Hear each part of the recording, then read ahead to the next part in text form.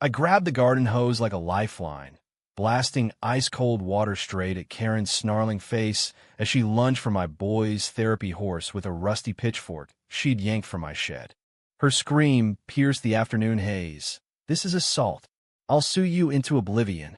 But the truth was she crossed the line first. Her hatred for anything that didn't fit her manicured vision of suburbia finally exploding in broad daylight. In that split second, as droplets sparkled on her bleached bob and her designer flats sank into the mud, I felt a savage thrill, revenge for every petty fine, every midnight email, every tear my son had shed because of her. It started 6 months back when we moved into this cookie-cutter slice of Maple Grove Estates, just outside Raleigh. I'm Jake Harlan, a software engineer grinding through endless Zoom calls, and my wife, Sarah's the real hero, holding down her nursing shifts while wrangling our 7-year-old, Ethan. He's on the spectrum, nonverbal most days, but those 2 rescue horses we brought from a farm upstate, they're his voice. Daisy, the dappled mare with the soulful eyes, and Bucky, her goofy chestnut sidekick, they'd pull him out of meltdowns, teaching him trust one nuzzle at a time. We fenced off a corner of our half-acre lot. Nothing fancy, just a simple corral with a sign. Therapy animals. Please respect our son's peace. Enter Karen Whitaker, self-appointed HOA Queen Bee. 50-something, ex-real estate agent with a wine mom vibe and a grudge the size of the Carolina Panthers stadium. She'd strut our cul-de-sac in athleisure, clipboard in hand, finding folks for untrimmed hedges or the wrong shade of mailbox blue. Standards keep property values sky high. She'd coo at block parties, sipping Chardonnay, while eyeing us like we'd imported the horses from a petting zoo apocalypse. First came the citations, livestock prohibited. Then the anonymous complaints to animal control, claiming neglect, lies, all of it, backed by Ethan's doctor's notes we shoved under her door.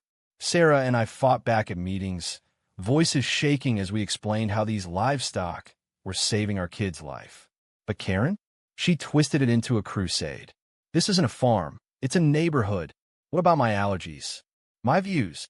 Whispers spread. Her Facebook rants calling us entitled newcomers ruining the aesthetic. Neighbors nodded politely at first, but cracks formed. Old Mr. Patel, next door, grumbled about her finding his Diwali lights. The young couple across the street, the Garcias, rolled their eyes at her passive-aggressive group texts. Tensions simmered through barbecues and school drop-offs, her barbs landing like drive-by shootings. "Your boy's just making excuses," she hissed once, loud enough for Ethan to hear, sending him into a spiral that took hours and Daisy's flank to calm. I seethed, fantasizing about TPNG, her vinyl siding, or spiking her sprinklers with blue food dye. But Sarah held me back. We're better than her. Until that sweltering July Saturday. Ethan was mid-session, giggling silently as Bucky lipped a carrot from his palm, sunlight dappling through the oaks like God's own spotlight. Karen stormed our gate, uninvited, her face a thundercloud. "This ends today. I've got the board's vote. Those beasts are gone by sundown." She waved a crumpled petition, signatures forged or coerced, I later learned. Words flew, her screeching about health codes and devaluation, me roaring back about compassion, Ethan frozen in terror. The pitchfork? She spotted it leaning by the shed, grabbed it like a medieval peasant rising up. "If you won't, I will." She jabbed at Daisy's flank, the mare rearing in panic, Ethan wailing, a sound that shredded my soul. That's when the hoses and phones came out. Water hit her like a flash flood, soaking her to the bone, but it was the videos that sealed it.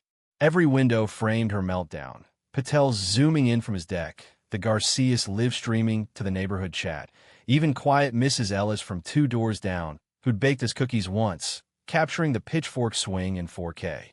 "Karen, stop!" I yelled, shielding Ethan as Bucky bolted.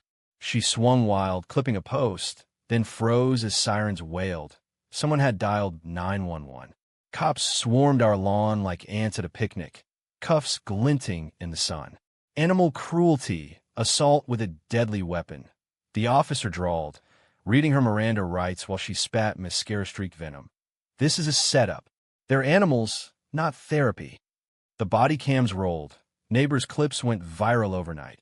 HOA current trending from Raleigh to Reddit's AITA threads. Petitions flipped. The board ousted her in an emergency vote, her standards exposed as the bullying they were. Now, she's slunk back to her McMansion, for sale sign stabbing the lawn like a grave marker.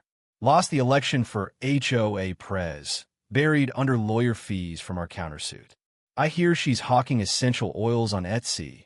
Voice horse from rage-scrolling comments calling her a monster. Ethan? He's thriving. Daisy and Bucky grazing peaceful under Carolina stars. His laughs coming freer each day. But me? I sleep sounder knowing I hosed down more than her tantrum that day. I drowned her empire, one frigid spray at a time. And damn, if it didn't feel like justice, raw and real, the American way.